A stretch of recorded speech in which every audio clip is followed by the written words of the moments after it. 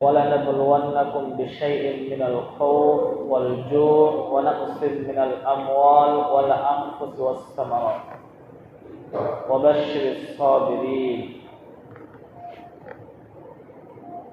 যে আমি আল্লাহ পাক রব্বুল আলামিন মানুষকে সৃষ্টি করেছি, কখনো ভয় ভীতি দিয়ে মানুষদেরকে ভয় দেখাবো, পরীক্ষা করব।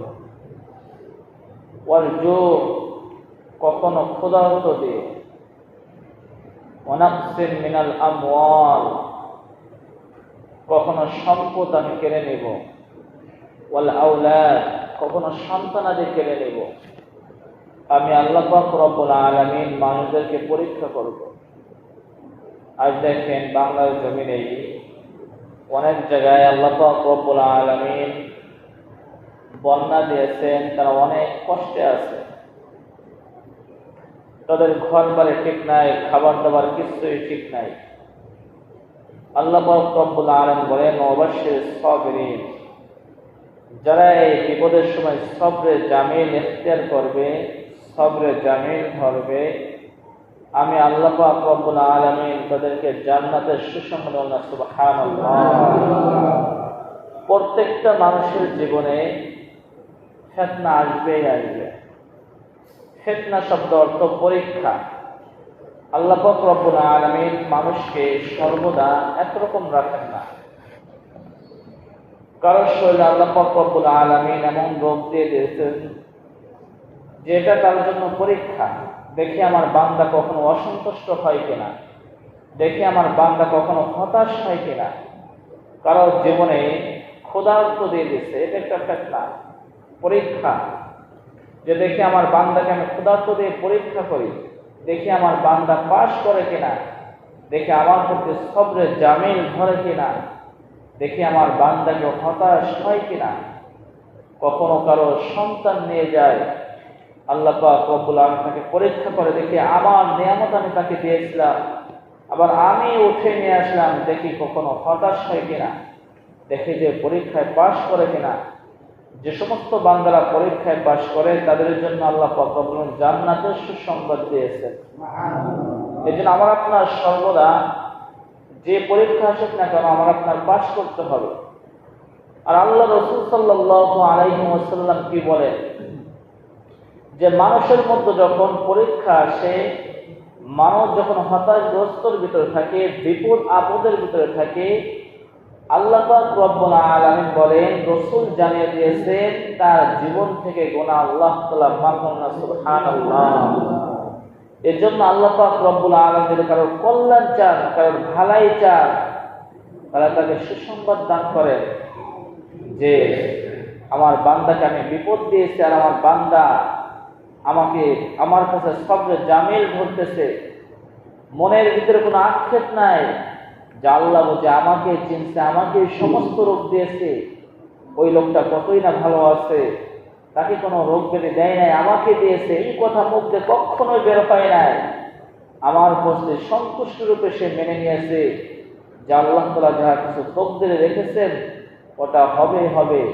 মা আসাবানি মুসিবাতিন ইল্লা বিইজনিল্লাহ, যে মানুষের উপর কখনো মুসিবা আসবে, কখনো বিপদ আপদ আসবে, এই জন্য সর্বহালাতে শুকর আদায় করতে হবে। কার বলে?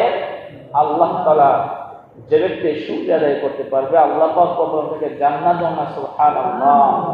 এই জন্য শুকর আদায় করবো তো ইনশাআল্লাহ। আসুন এবার কিছু জেনে নিই মাসালা। আজ আমি আপনি নামাজের প্রতি খুব অবহেলিত, নামাজ আমি আপনি পড়তেই চাই না। আজ দেখেন রোজা, হজ কর, যাকাত কর, অত ইসলামের যে সমস্ত ইবাদত রয়েছে সে সমস্ত ইবাদত আল্লাহ তাআলা ফরজ করেছেন, কিন্তু কারোর মাধ্যমে রাসূলকে জানিয়েছি না, রাসূল আমাদেরকে জানিয়েছেন। যাকাতের কথা বলেন, জিবরাইলের মাধ্যমে রাসূলকে জানিয়েছেন, রাসূল আমাদেরকে জানিয়েছেন। হজের কথা বলেন, রাসূলের মাধ্যমে জিবরাইল জানিয়েছেন, রাসূল আমাদেরকে জানিয়েছেন। কিন্তু একটা মাত্র ইবাদত, as-সালাত, নামাজ। নামাজ স্বয়ং আল্লাহ পাক রব্বুল আলামিন মিরাজের রাতে আল্লাহ রাসূলকে সামনে নিয়ে আমাদের জন্য উপহার দিলেন। সুবহানাল্লাহ। এটার গুরুত্ব আছে কিনা? অবশ্যই গুরুত্ব আছে। একজন চেয়ারম্যানকে যদি ডাইরেক্ট প্রধানমন্ত্রী ডাক দিয়ে যদি একটা কথা বলে, আর একটা চিঠির মাধ্যমে যদি কথাটা বলে, কথার কোনটা আপনার গ্রহণযোগ্য বেশি হবে? যেটা আপনার ডাইরেক্ট সামনাসামনি বলেছেন ওটার কথার গুরুত্ব হবে। সমস্ত ইসলামের ইবাদত জিবরাইলের মাধ্যমে রসুলের কাছে এসেছে, রসুল আমাদেরকে জানিয়ে দিয়েছেন। শুধুমাত্র নামাজ আমার আপনার রসুলকে আল্লাহর কাছে ডেকে নিয়ে দিয়েছেন। তারপর দেখেন কত সুসংবাদ আমাদের জন্য। আল্লাহ পাক রব্বুল আলামিন 50 ওয়াক্ত নামাজ আমাদের উপরে ফরজ করেছিলেন। যখন নামাজ নিয়ে আসে পয়গম্বর মুসার সাথে সাক্ষাৎ, বলে তোমার উম্মাত এত নামাজ পড়তে পারবে না, তোমার উম্মাত হায়াত পাবে 60 বছর 65 বছর, তা 50 ওয়াক্ত নামাজ যদি তুমি তোমার উম্মাতের জন্য নিয়ে যাও তারা নামাজ পড়তে পারবে না, যাও একটু কমিয়ে নিয়ে আসো। এরকম 5 বার গিয়েছে। সর্বশেষ 5 ওয়াক্ত নামাজ যখন হয়ে গেছে, রসুল বলতেছে, ও পয়গম্বর মুসা, আমি আর আল্লাহর কাছে যাইতে পারবো না, আমি অনেকবার গিয়েছি, আমি 5 ওয়াক্ত নামাজ আমার উম্মতের জন্য নিয়ে যাব। কিন্তু আল্লাহ তাআলা একটা ঘোষণা দিয়েছেন, যে ব্যক্তি 5 ওয়াক্ত নামাজ ঠিকমতো আদায় করবে, আমি আল্লাহ পাক রব্বুল আলামিন 50 ওয়াক্তের সওয়াবটা আমরা করব না। সুবহানাল্লাহ। এত বড় প্রশংসনীয় জিনিস, এত বড় নেকির কাজ, সেই নামাজটা আমি আপনি বাদ দিয়ে দিতেছি, নামাজ আমি আপনি পড়তেছি না, আমার সন্তানদেরকে পড়ানো শিখাইতেছি না, আমার মেয়েদেরকে শিখাইতেছি না যে নামাজ না পড়লে কত বড় শাস্তির কথা বলা হয়েছে। রাসূল কারীম সাল্লাল্লাহু আলাইহি ওয়াসাল্লাম বলেন, যে ব্যক্তি একটু নামাজ কাজা আদায় করলো, কি আদায় করলো বলেন? কাজা আদায় করলো, তার জন্য 2,88,00,000 বছর জাহান্নাম ওয়াজিব হয়ে যাবে। নাউজুবিল্লাহ বলেন। কি আদায় করলে? কাজা আদায় করলে। আপনি ফজরের নামাজটা ফজরের সময় পড়তে পারেন নাই, আপনি জোহরে আদায় করেছেন, তাই যদি এত আযাব হইতে পারে, আর আমার আপনার কত নামাজ ছুটে যাইতেছে, আমার আপনার একটু চিন্তা নাই। বিবেককে একটু প্রশ্ন করি, দুনিয়াতে কয়দিন বাঁচবো? দুনিয়াতে কয়দিন হায়াত? দুনিয়াতে তো অনেক কামাই রোজগার করতে পারবো। আমি আপনি যখন মারা যাব তখন দেখবো যে যাদের জন্য এত কষ্ট করেছি, সম্পদের জন্য এত কষ্ট করেছি, সকাল থেকে সন্ধ্যা পর্যন্ত কষ্ট করেছি, আমি যখনই মারা গেলাম আমার কাছেও তারা আসতেছে না, আমার লাশটাও তারা দেখতে আসতেছে না। বিবি বলতেছে, লাশ হয়ে গেছে আমার স্বামী, আমার স্বামীকে ঘর থেকে বের করে দাও। সন্তান বলতেছে, মসজিদে ইমাম সাহেবকে খবর দাও যে আমার পিতা লাশ হয়ে গেছে, তার কাছে যাব না। মেয়ে বলতেছে, আমার পিতার কাছে যাব না। রুহুটা বের হওয়া মাত্র এই অবস্থা। তখন আমি দেখবো যে যাদের জন্য এত কষ্ট করেছি, জীবনটা তাদের পিছনে শেষ করে দিয়েছি, আর দেখতেছে হায় আফসোস, তারা তো আমার সঙ্গে যাইতেছে না।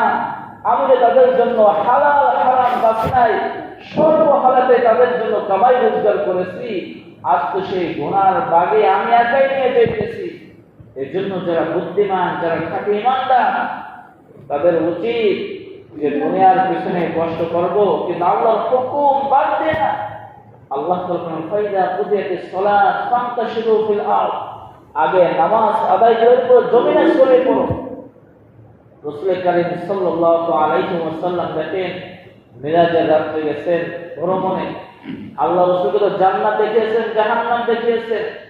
জান্নাতের ভিতরে যখন, জাহান্নামের ভিতরে যখন গেছে, দেখে একদল লোকের মাথা রক্তের পুঁজে সাগরে হাবুডুবু খাইতেছে, আবার কিনারে সাঁতার থেকে আসতেছে, আবার ফেরেশতা তার মাথায় আঘাত করতেছে, আবার মাঝখানে নিক্ষেপ করতেছে। এভাবে তাদের আঘাত করতে আসছে, আবার আসতেছে, মাথা 2-3 খণ্ড হয়ে যায়। রাসূল কারীম সাল্লাল্লাহু আলাইহি ওয়াসাল্লাম জিজ্ঞাসা করতেছে, এদের কি জন্য শাস্তি হইতেছে? জিবরাইল আলাইহিস সালাম রাসূলকে জানিয়ে দিলেন, এই জন্য শাস্তি হইতেছে যে মসজিদে মুয়াজ্জিন ঠিকই আযান দিত, হাইয়া আলাস সালাহ হাইয়া আলাল ফালাহ, নামাজের জন্য আসো, তোমার কল্যাণের জন্য আসো। তাদের কর্ণপাতা আযান পৌঁছাইতো, তাদের কানে আযানের শব্দ যাইতো, কিন্তু তারা নামাজে আসতো না। মসজিদের সামনে দিয়ে চলে যাইতো, কিন্তু মসজিদে নামাজ পড়তে আসতো না। এই জন্য তাদের আজকে শাস্তি। নাউজুবিল্লাহ বলে।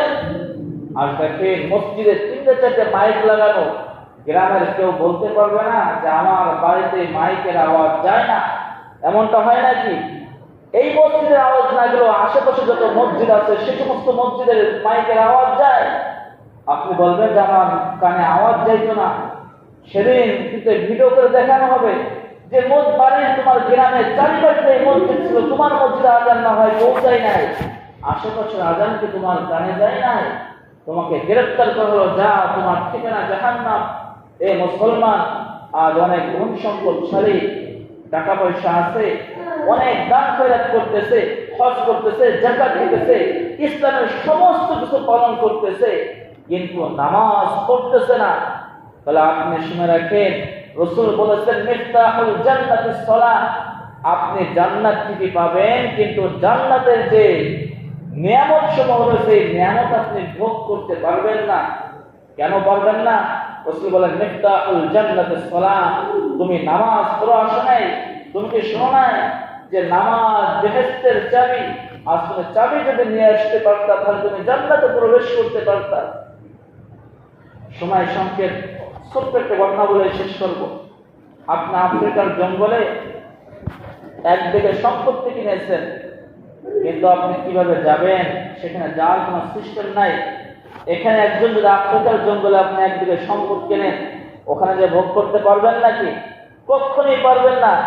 কারণ চারিপাশে শুধু কি থাকবে? হিংস্র প্রাণী থাকবে। আপনাদের সম্ভব না আপনি ওইখানে যাইবেন। এ মুসলমান, এই জন্য রাসূল বলেন তুমি দুনিয়ার সমস্ত কিছু পাইছো, তুমি জান্নাত ক্রয় করেছো সম্পত্তি দিয়ে, কিন্তু তুমি যে জান্নাতের ভিতরে প্রবেশ করবা, জান্নাতের দরজায় যেতে তালা থাকবে, তুমি সে নামাজ পড়ে আসো নাই।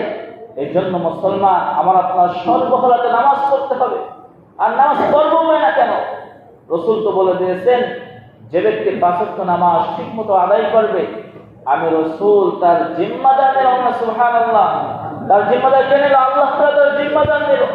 আর আল্লাহ তাআলা যদি কারো জিম্মাদার নেন তাহলে তার কোনো চিন্তা আছে নাকি?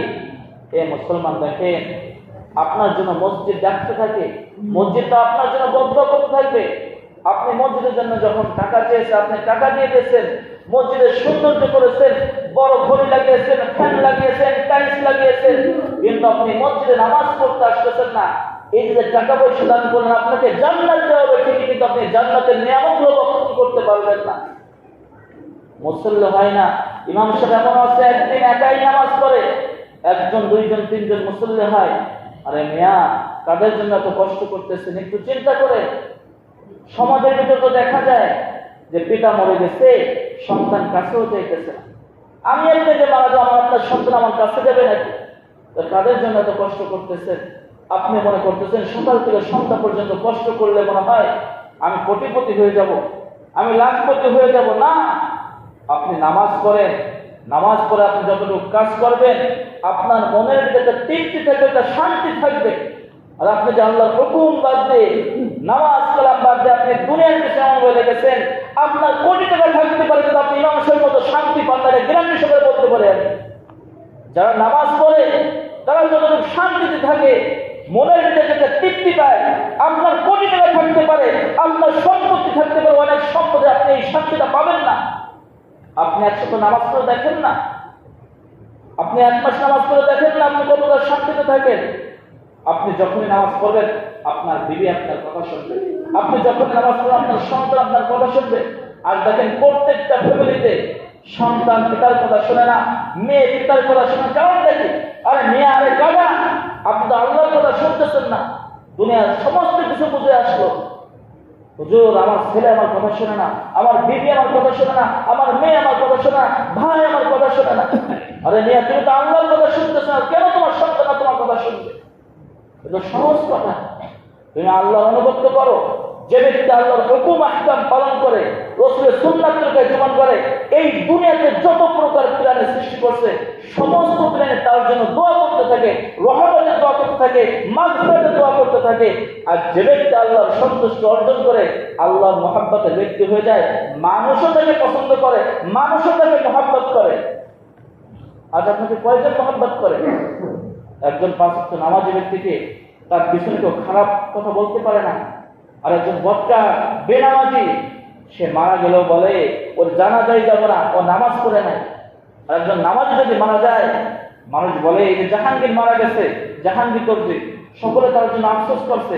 কারোর মুখে শুনে নাই যে সে খারাপ ব্যক্তি ছিল, সকলের মুখে শুনছি সে 5 ওয়াক্ত নামাজ পড়তো, মসজিদে আজান দিত, রমজানের সময় কোরআন তেলাওয়াত করতো। এই যে একটা প্রশংসা। আর রাসূল তো জানিয়ে দিয়েছেন 10 জন ব্যক্তি যাকে ভালো বলবে সেই জান্নাতি, আর 10 জন ব্যক্তি যাকে খারাপ বলবে সে জাহান্নামী। আপনি নামাজ পড়েন না, আপনি ভালো ব্যক্তি কিভাবে হবেন? নামাজ ছাড়া ভালো হওয়া যাবে নাকি? কখনোই ভালো হওয়া যাবে না। ইন্নাস সালাতা তানহা আনিল ফাহশাই ওয়াল মুনকার, নিশ্চয় নামাজ ফাহিশার কাজ হইতে বিরত রাখে। আপনি নামাজ পড়তেছেন, আপনি যতগুলো ফাহিশার কাজ থেকে আপনাকে বিরত রাখবে না।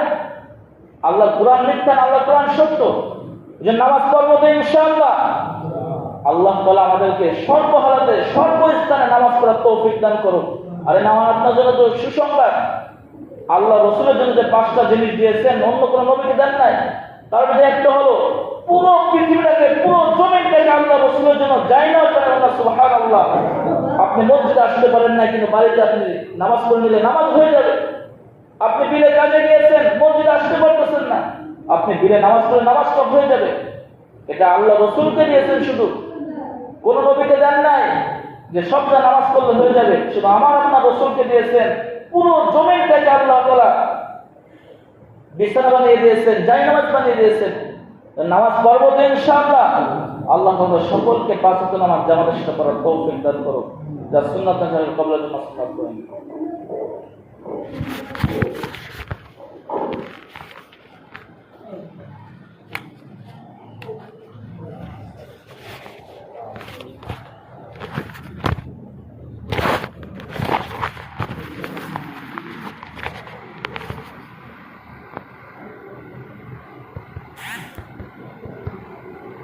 وَلَنَبْلُوَنَّكُمْ بِشَيْءٍ مِّنَ الْخَوْفِ وَالْجُوعِ وَنَقْصٍ مِّنَ الْأَمْوَالِ وَالْأَنفُسِ وَالثَّمَرَاتِ وَبَشِّرِ الصَّابِرِينَ। যে আমি আল্লাহ পাক রব্বুল আলামিন মানুষকে সৃষ্টি করেছি, কখনো ভয় ভীতি দিয়ে মানুষদেরকে ভয় দেখাবো, পরীক্ষা করবো।